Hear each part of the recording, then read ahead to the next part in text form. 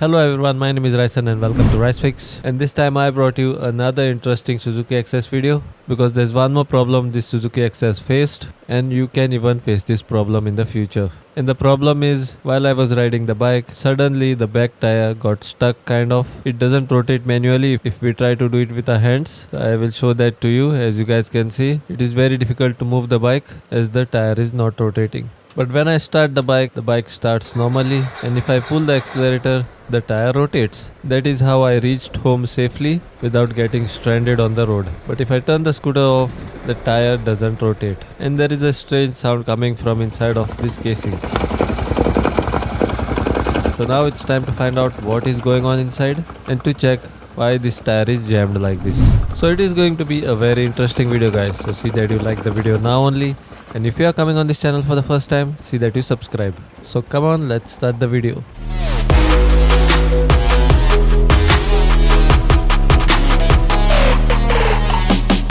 So as you guys can see, if I try to rotate this tire with my hand, it is not rotating at all, and it is difficult to take the bike in front also and to pull it behind also. So I will put the scooter on the main stand and I will start to work on it. So take a 8mm socket and open this drive belt compartment because I feel there is something wrong with the pulley. Now recently I have replaced the pulley of the scooter. So why this problem occurred, that I am interested to know now. Now how to take out this casing and how many bolts are there on this casing. I have already made a video on that. I will put a link of that video in the end screen. You can later go there and watch that video as well and open your casing without any problem. But I will show you quickly what is to be done here. Now all around this casing there are 8mm bolts. So you will have to take a 8mm socket and take out all those bolts. There are two 10mm bolts which are on the air filter box. So you will have to take a 10mm socket there and take out those two bolts. And there are two screw type bolts on the filter box. So take out those two screws and take out the filter box. And underneath the filter box there will be one 8mm bolt that also you will have to take out. Once you take out all those bolts, when you pull the cover, it will come out easily like this. Once you take out this cover, let's see what is wrong inside. So this is our clutch casing, and if I go close here, then my belt looks okay, but my clutch is not moving and the belt is under tension. And if you look inside of this hole, then I can see that the nut of the pulley is come out and it is detached. I feel that is the problem. So I will take out this clutch casing and let's see what's wrong inside. So to take out the clutch casing, you will need a 17mm socket and you will need this special tool. Now this special tool you will have to place in any of the two holes and lock the clutch casing. Then take the 17mm socket and loosen this nut. Once you loosen it, it will come out easily like this. But I can feel tension on this nut, guys. Usually it doesn't happen like this. And there you see, guys, there is the problem. The brake shoe assembly is totally detached from the pulley and has flung out. You guys have even seen how the spring flung out. All these things happened because this nut right here became loose and it came out completely. As you guys can see, now if you look at my clutch shoes, they still have some meat on them, so I can still go few months more with them. But after few months I will have to replace these as well. And I have replaced the pulley recently. If you guys have not watched that video, then I will put the Suzuki Access playlist in the end screens. You can go there and watch all the Suzuki Access repair videos. So my pulley is in top condition. So now come on, let's put this clutch shoe assembly back on the pulley. The first thing that you should do is the nut which came out, see that you put it back on the pulley and see if it is going in nicely. If it is not going in nicely, then you might have to replace this nut. But my nut here goes in nicely. So I will put that back and I will tighten it properly. So guys, sometimes it happens like this. So that is the reason why you should be servicing your bike once in a while.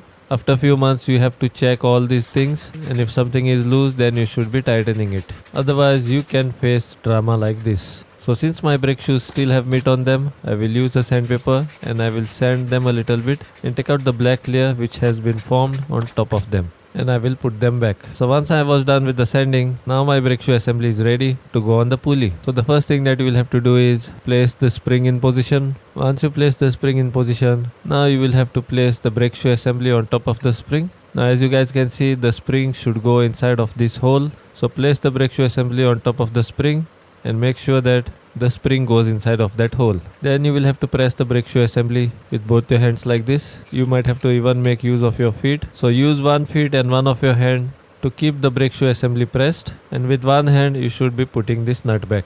Once you put back the nut, see that you tighten it as much as possible with your hand only. Once you tighten it as much as you could, then take a wrench and tighten it more. Once you feel that you have tightened it already, still make use of a hammer and bang on the wrench and tighten the nut more. Otherwise it can vibrate and come out again. So once you tighten it properly, now your pulley assembly is ready to go on the bike. So place the drive belt inside of the pulley like this. You might have to pull the pulley a little bit so that the belt goes inside properly. The belt should go inside properly, guys, otherwise you will have a tough time to put the pulley on the axle. So here my drive belt is already gone inside. So now I will place it on the axle. And as you guys can see how easily it went in position. Now get the clutch casing, put it in position, then put back the visor which you had taken out from this casing, then put back the nut which you had taken out, and then tighten it properly. Once you tighten it properly, now it's time to check it, guys. But before I could check it, you guys will be surprised what I found inside here. And as you guys can see, these are pieces of drive belt which were there inside of this casing, because of which this pulley can vibrate and they can even interfere with the drive belt. Now how these two pieces remain inside, that I don't know, guys. Maybe I did not check the casing properly when I was replacing the belt. This type of mistakes sometimes happens, guys. So if you are replacing the belt, then see that you check the casing properly, and if you find things like this inside which are not supposed to be in there, then see that you take them out. Now because I got these two pieces of drive belt, I had to check my entire belt again. My belt also is a new belt, guys, but still I checked it again and I made sure that these two pieces are not of this belt. If these pieces were of this belt, then I would have replaced the belt as well. So once I was done checking the belt thoroughly, now it's time to start the bike and see the difference. So come on, let's start the bike.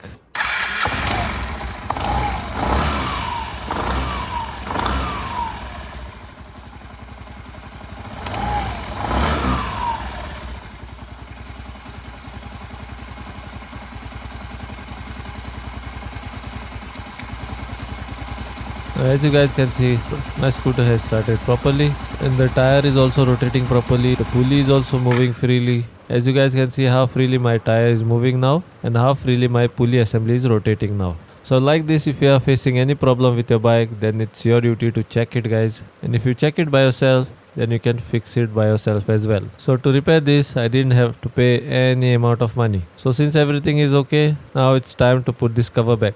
So guys, I'm hoping that this video was useful to you. If you found this video useful, then see that you like and share with your friends and family. And if you have not yet subscribed to my channel, then see that you subscribe to my channel and press that bell icon so that you will not miss any of my future videos. Because we share amazing DIY repair videos on this channel, guys. Till then, this is Ryson signing out. Until we meet again.